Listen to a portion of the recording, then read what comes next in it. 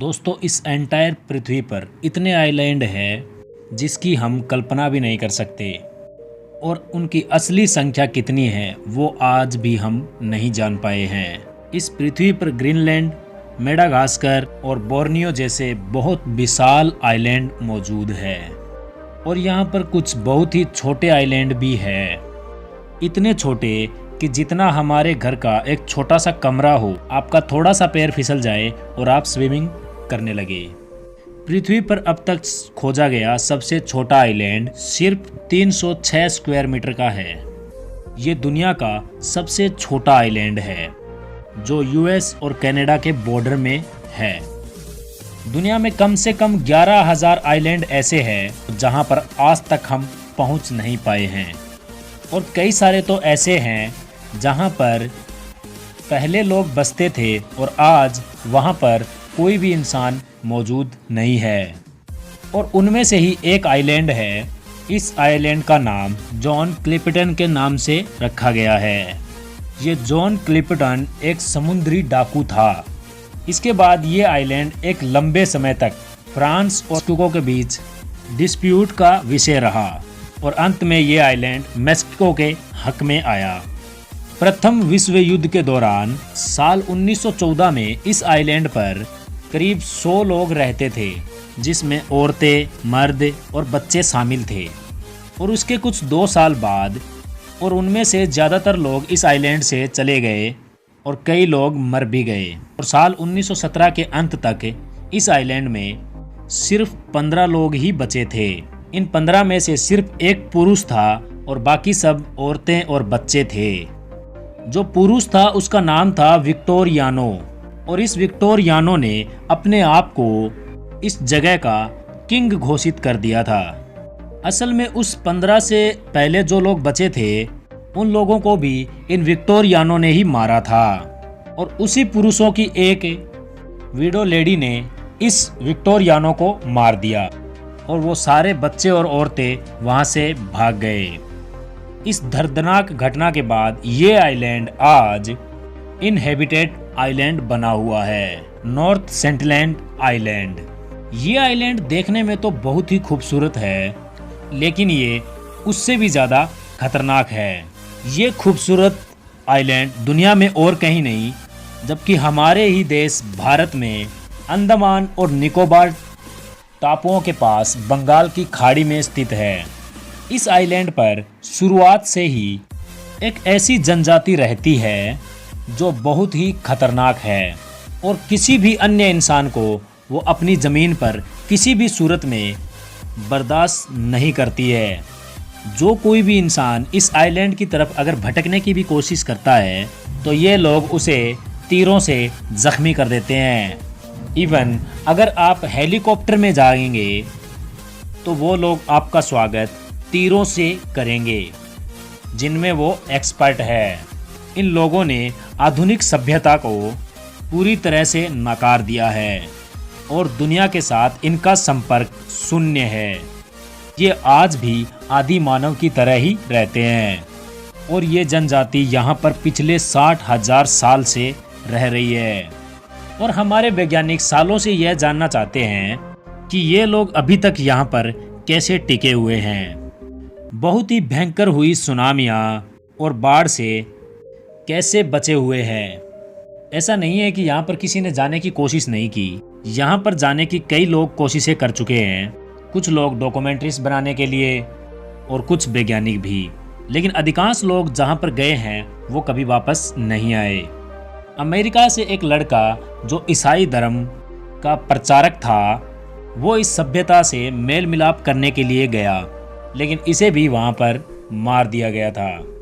यहाँ तक कि इस आइलैंड का निरीक्षण करने के लिए पहुँचे हुए सेना के हेलीकॉप्टर को भी तीर और पत्थरों से उस पर वार किया था और इसके बाद इस आइलैंड को आम लोगों के लिए बैन कर दिया गया। और इसी कारण से यहाँ पर रहने वाले लोगों के जीवन के बारे में ज़्यादा जानकारी प्राप्त नहीं हो पाई है। दोस्तों, इन लोगों ने आज तक आग जलाना नहीं सीखा और ना ही यहाँ पर कोई खेतीबाड़ी के कोई बड़े निशान मौजूद है। फिर भी ये सभ्यता यहाँ पर पिछले 60,000 सालों से रह रही है।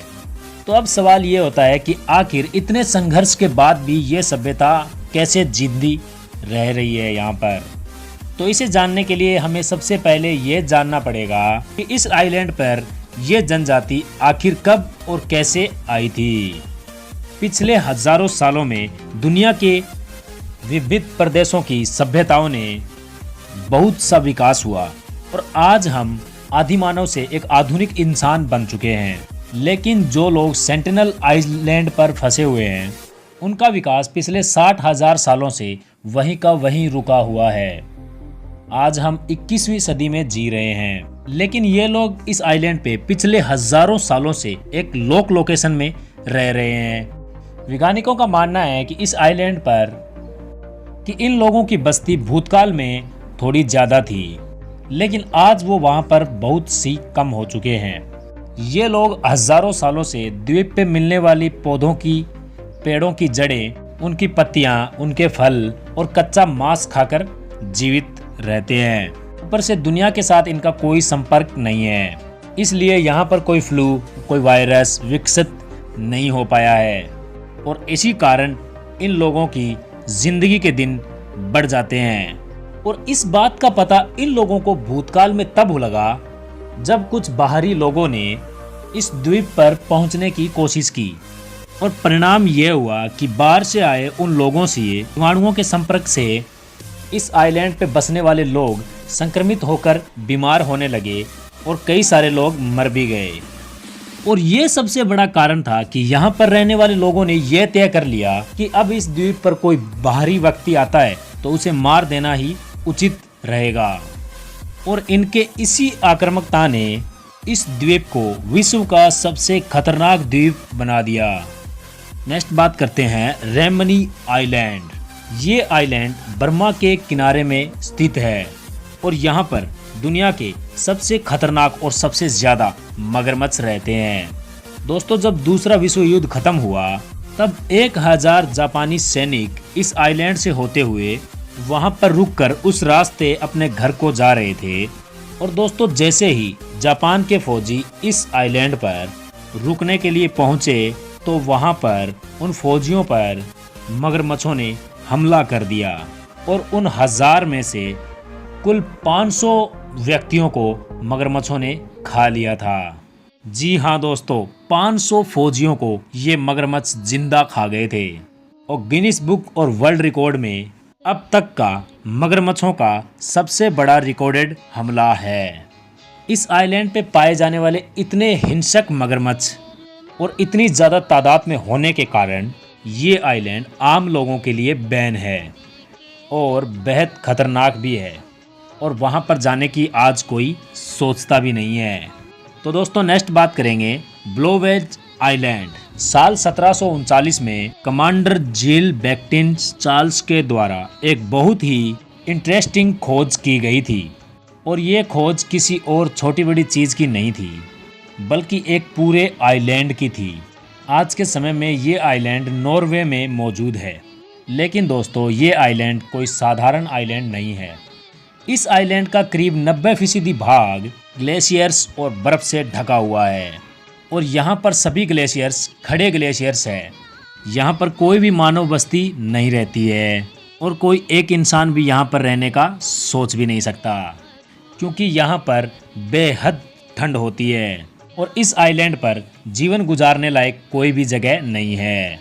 यहाँ पर ना तो कोई पेड़ पौधे हैं और ना ही कोई और जीव पाए जाते हैं और ये वजह इस आइलैंड को बहुत ही खतरनाक बनाती है।